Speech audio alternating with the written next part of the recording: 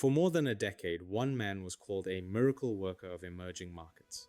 He built a private equity empire that stretched from Dubai to Nairobi to Lagos, and investors called him a visionary who could make money and do good at the same time. Then, almost overnight, it all came apart. Not through a hostile takeover, not through a market crash, through a health fund that was supposed to save lives across Africa. This is the story of Abraaj Group, once the largest private equity firm focused on the developing world, and its founder, Arif Naqvi. It's usually told as a Dubai finance scandal, but the real damage landed somewhere else entirely. It landed on African hospitals, dairy farms, and coffee chains that never did anything wrong. Naqvi founded Abraaj in Dubai in 2002. His pitch was simple and at the time radical. Western investors were ignoring fast-growing markets across Africa, Asia, and the Middle East because they seemed too risky. Naqvi built a firm to bridge that gap, buying stakes in hospitals, food companies, banks, and retail chains across the developing world, then growing them into regional players. It worked. By mid-2010, Abraaj managed close to $14 billion, making it the largest private equity firm ever built around emerging markets. Naqvi was invited to Davos. He sat on panels about ethical capitalism and impact investing. He was profiled as proof that a fund manager could chase both profit and purpose at the same time. He was, by every outward measure, one of the most important investors in Africa's private sector. That reputation is exactly what made the health fund possible in the first place. Development institutions don't hand over hundreds of millions of dollars to just anyone. They hand it to someone who has already spent years convincing them he understands both the returns and the risks of investing where most Western money refuses to go. Naqvi had spent more than a decade building that trust, deal by deal, country by country. What did that actually look like on the ground?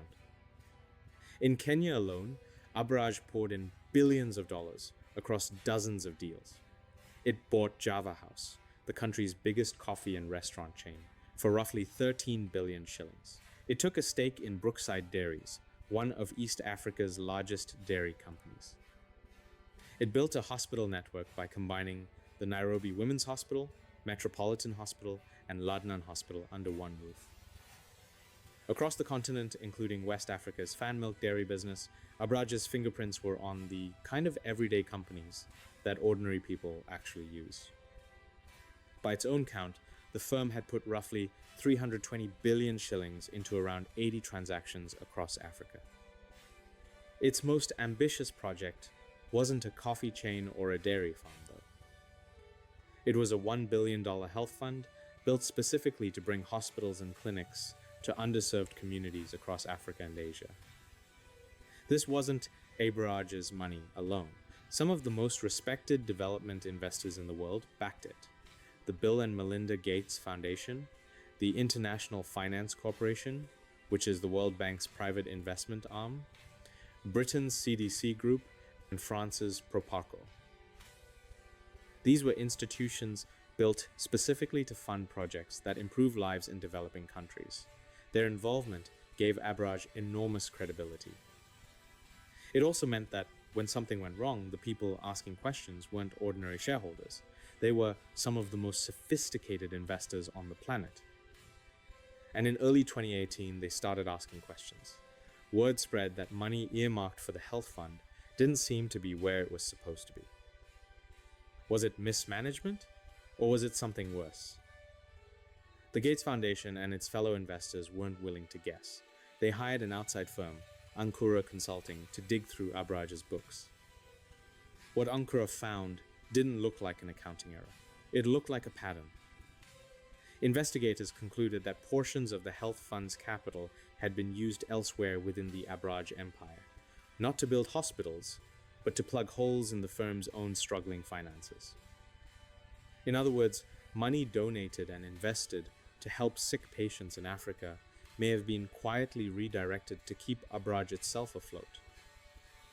Prosecutors later alleged that Abraaj had been moving cash between different funds to cover shortfalls and make its overall business look healthier than it actually was, at the exact moment it was asking investors for even more money.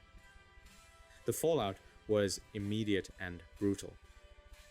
By June of 2018, Abraaj's holding company collapsed into provisional liquidation in the Cayman Islands, with PwC and Deloitte brought in to pick through the wreckage.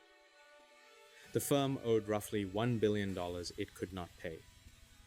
Within a year, Mustafa Abdel-Wadood, one of Abraaj's most senior partners, pleaded guilty in a Manhattan courtroom. He faced a theoretical maximum of 125 years in prison. In his own words to the court, he admitted, quote, "I knew at the time that I was participating in conduct that was wrong." Naqvi himself denied every allegation. But in April of 2019, he was arrested at Heathrow Airport in London on a US warrant accusing him of fraud and conspiracy. He spent years fighting extradition from a rented apartment in South Kensington, out on bail secured by £15 million. In March of 2023, a London judge rejected his final appeal, clearing the way for the US government to arrange his surrender. Naqvi has always maintained he neither misused nor misappropriated Abraaj's funds. The American case against him is still working its way through the legal system. Here's the part that rarely makes the headlines outside Africa. This wasn't just a story about one man's downfall, it froze an entire industry. In the year after the scandal broke, private equity funds focused on Africa and the Middle East raised barely $1 billion combined. Compare that to roughly $3 billion a year in the 5 years before the collapse. That's not a dip, that's investors slamming the door shut. African businesses that had nothing to do with Abraaj suddenly found it harder to raise growth capital, because the firm that had spent over a decade convincing global investors that Africa was worth the risk had just handed them the biggest reason to doubt it. Eventually, some order returned. The private equity firm Actis stepped in to take over 16 of Abraaj's stranded funds spanning Africa and Asia, including many of its African portfolio companies, giving businesses like Java House and Brookside a path forward under new ownership. South Africa's own government employees' pension fund, which had invested through Abraaj, was left counting its losses alongside the Gates Foundation and other global institutions. So, what's the lesson here for Africa's business world? It isn't that private equity is dangerous, or that foreign investment should be avoided. Africa still badly needs the kind of capital Abraaj once brought in. The lesson is about what happens when the middlemen holding that capital aren't held to the same scrutiny as the businesses they're investing in. Trust took Abraaj 16 years to build across Africa's markets. It took roughly 16 months to destroy. And the continent's entrepreneurs, patients, and pensioners are the ones who are still paying for it. He was once called a miracle worker of emerging markets, a man who could make money and do good at the same time. Look at what was actually left behind, and you'll see the truth was simpler and far more painful.